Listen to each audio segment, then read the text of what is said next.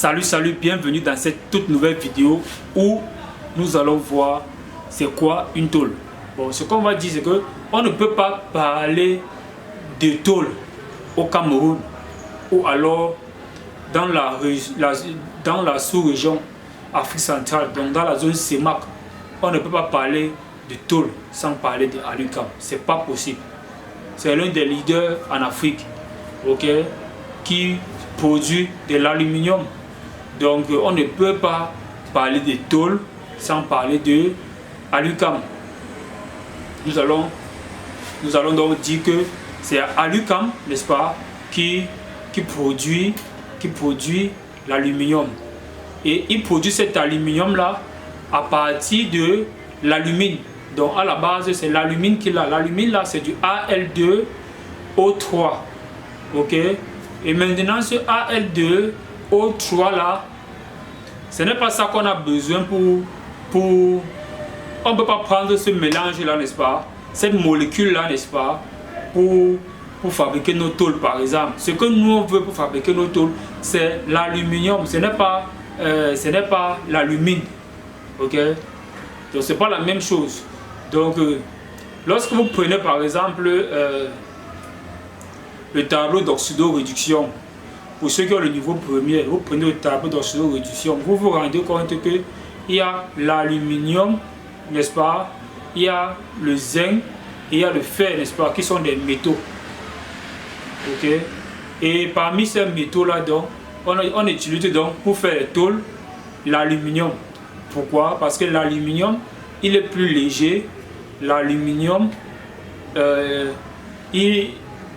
il est inoxydable, il ne se corrode pas en fait. Ok, à l'opposé du zinc, que lui il peut se corroder, l'aluminium lui il ne se corrode pas. Donc à l'époque on utilisait les tôles en fer. Quand vous voyez l'époque coloniale là, j'ai eu à participer à un projet, j'ai eu la chance de participer à un projet où j'ai pu démonter cette tôle là, cette tôle en fer là. C'était un projet de l'archidiocèse de Douala. Ok, donc notre entreprise a gagné donc le marché de la rénovation d'une école missionnaire. Donc j'ai eu l'occasion de toucher du doigt vraiment des tôles en fer. Ok, donc pourquoi est-ce qu'on est passé dans de cette tôle en fer aux tôles aujourd'hui en aluminium? C'est parce qu'on s'est rendu compte que les tôles en fer, non seulement elles sont difficiles à utiliser parce qu'elles pèsent vraiment, elles sont difficiles au niveau de la manutention, c'est pas facile, mais aussi ces tôles en fer là se corrodent, ok, sont oxydables. Ok, lorsque elles s'oxydent, elle va libérer les vides au niveau du matériau. C'est comme ça que l'eau va s'infiltrer dans la maison. Et lorsque l'eau s'infiltre dans la maison, vous êtes d'accord avec moi que vous n'êtes plus couvert. Vous n'êtes plus couvert. Si vous êtes déjà dans une maison et que la tôle ne joue plus son rôle, vous voyez que vous êtes déjà, vous n'êtes pas différent de ceux qui vivent à la belle étoile. Donc c'est la raison pour laquelle donc, on utilise donc cet aluminium là. Donc et pour utiliser dans cet aluminium là, on a donc la chance, parce que je vous ai dit que Alucam c'est une grosse entreprise, n'est-ce pas, qui a été créée en 1954 si mes souvenirs sont exacts. Donc c'est-à-dire que juste avant, à la veille des indépendances, donc ça a été créé au Cameroun. Pourquoi? Je pense que c'est parce que nous avons aussi un bon barrage hydroélectrique qui est le barrage hydroélectrique Nachtigal, n'est-ce pas? Ils se sont donc rapprochés de là parce que c'est à partir de l'électricité c'est à partir de l'électricité qui vient de l'eau, n'est-ce pas? On dit bien barrage hydroélectrique, donc c'est la transformation de l'eau en électricité. Et cette électricité là, c'est donc pour la transformation de cette alumine là, n'est-ce pas, en aluminium. Et d'où vient l'alumine? L'alumine vient de la bauxite. La bauxite qui n'est rien d'autre qu'un minerai.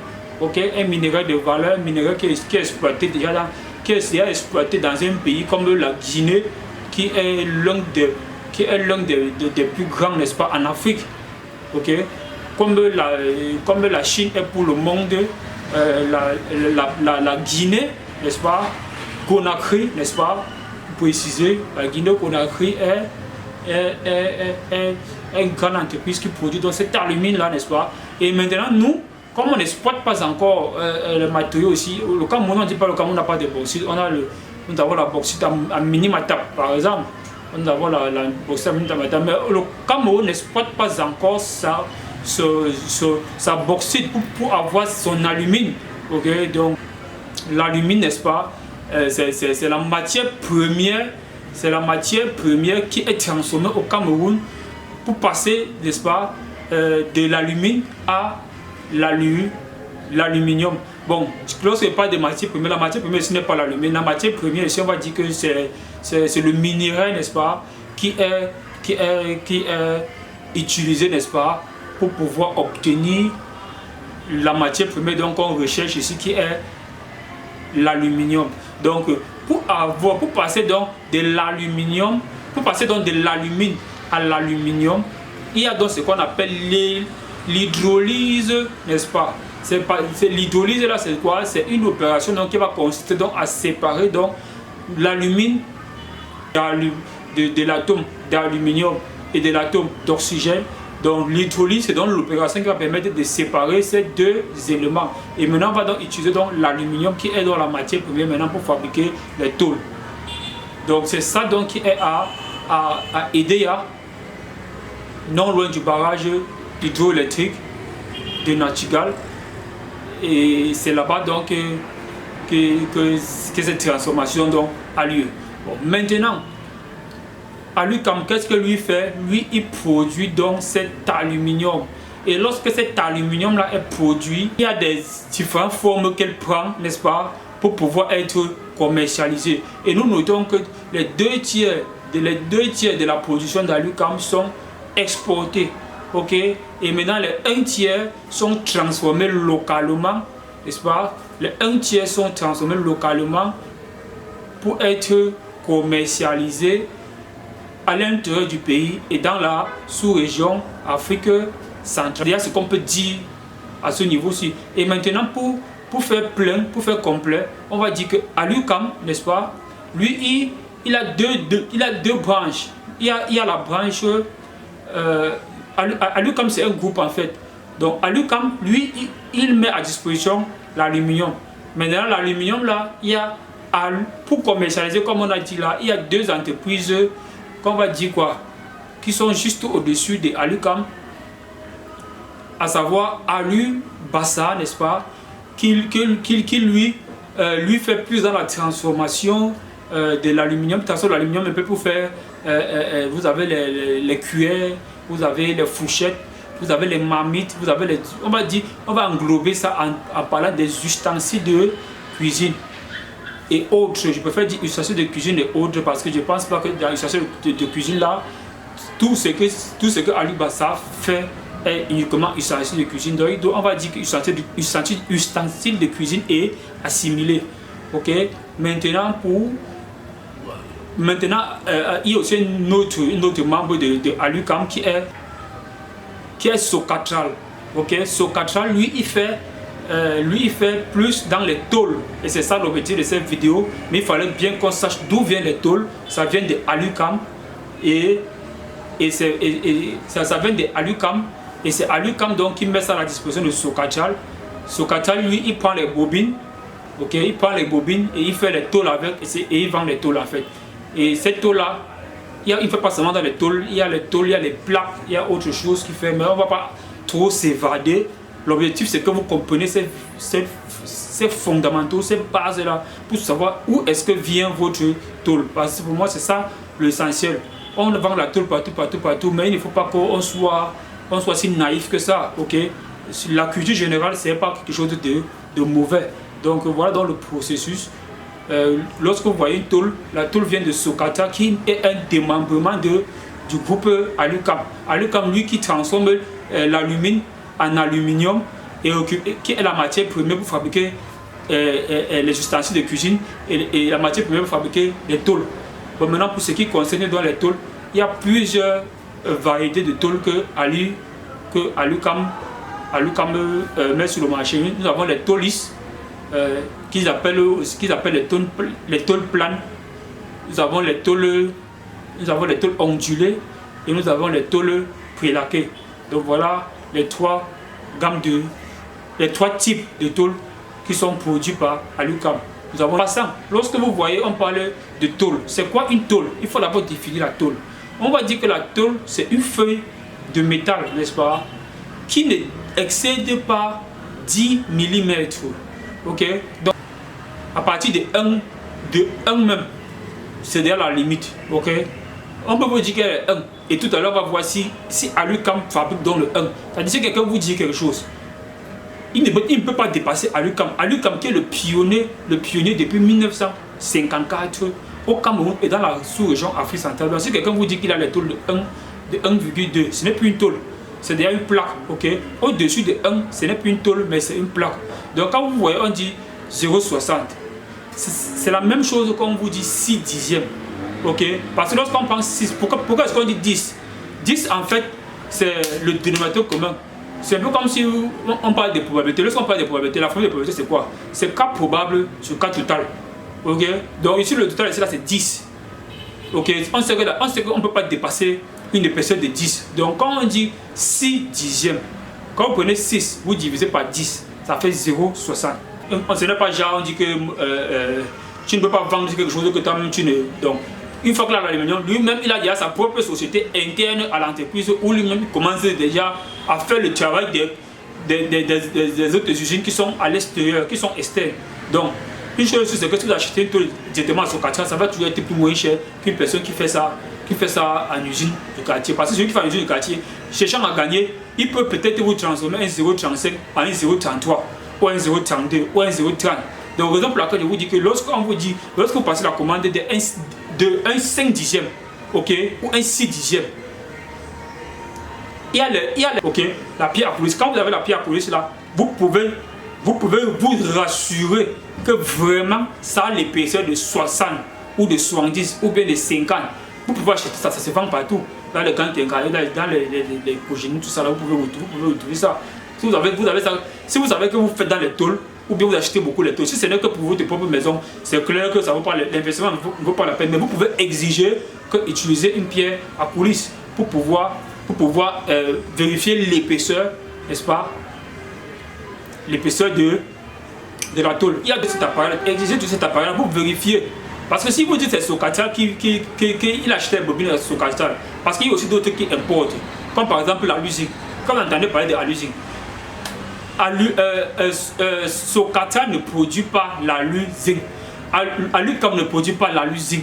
Donc vous ne pouvez pas utiliser la lusine et dire peut-être que non, c'est Alucam. Non, Alucam ne fait pas dans le faux. Lui, il produit son aluminium. Il n'a pas besoin de mélanger ça avec d'autres éléments pour pouvoir vous vendre. Donc généralement, ces gens-là, ils importent les bobines d'alusine et ils reprofitent ça pour vous vendre ça sur le marché local.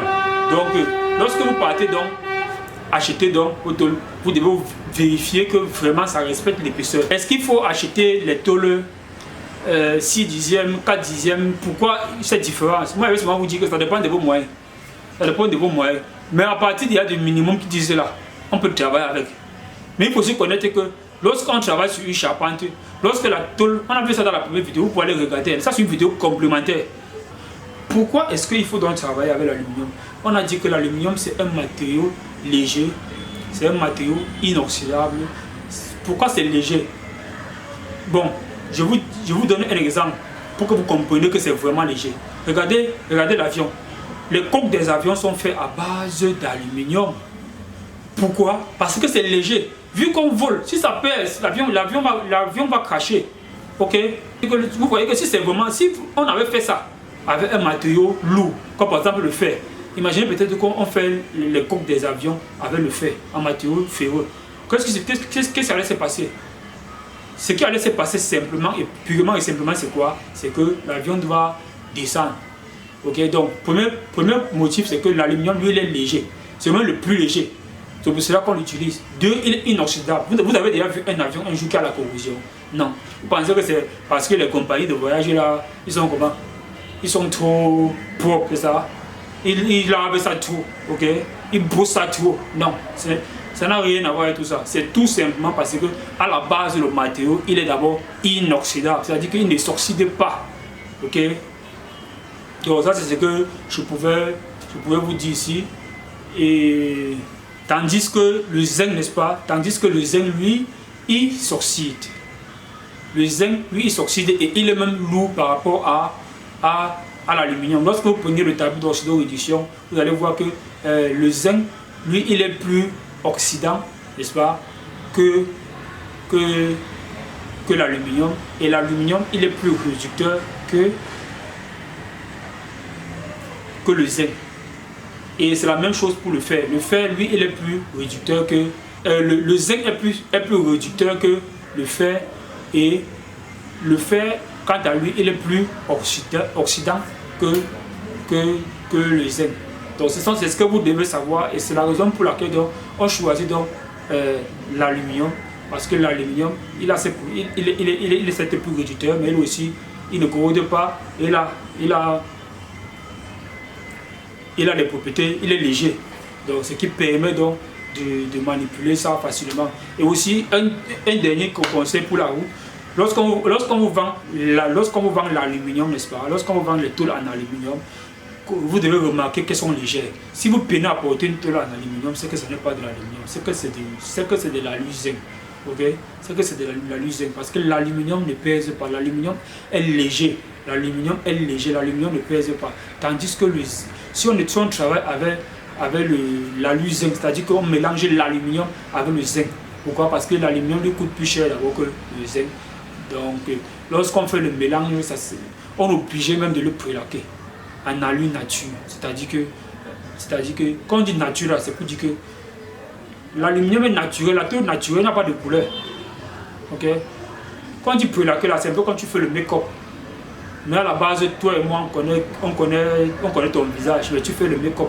Donc tu utilises des solutions cosmétiques pour pouvoir paraître beau. Et c'est ce prélaquage-là même qui fait en sorte même que ça tient plus à la rouille. Okay? Mais sauf qu'avec le temps, la garantie de ceux qui font la garantie de ceux qui importent les bobines d'alu-zinc, c'est généralement 7 ans. Parce que au bout de 7 ans, tu montes, tu descends, que tu aies laqué ça même en Chine. Okay? La couche de peinture qui est dessus là va quitter. Et quand ça va quitter, bonjour la corrosion. Donc c'est la raison pour laquelle c'est un peu conseillé d'utiliser plutôt les produits Socatral. Parce que les produits Socatral, ça vous met à l'abri, n'est-ce pas? Les produits Socatral, ça vous met à l'abri des tôles qui vont se corroder avec le temps. Ça, c'est l'avantage. Tout est normalisé là-bas. C'est des produits, c'est une entreprise à la base française. Okay? Même si aujourd'hui, l'État du Cameroun a ses parts, je pense qu'à la base, elle était française. Donc, moi, ce que je peux vous dire, c'est d'être prudent lorsque vous travaillez avec les tôles. Lorsque vous avez des projets de construction et vous êtes déjà à la phase des tôles, c'est d'être vraiment prudent et vigilant. Nous arrivons au terme de cette vidéo parce que chaque vidéo qui commence doit s'achever. Posez-vous des questions, ce que vous n'avez pas compris, et puis nous nous ferons le plaisir, moi personnellement, de vous répondre au plus vite, afin que vous puissiez mieux comprendre ce qu'on essayait de dire dans cette vidéo. Mon nom est Dom P. Mekonto Herman, le moteur de l'entreprise 6BTP. Merci.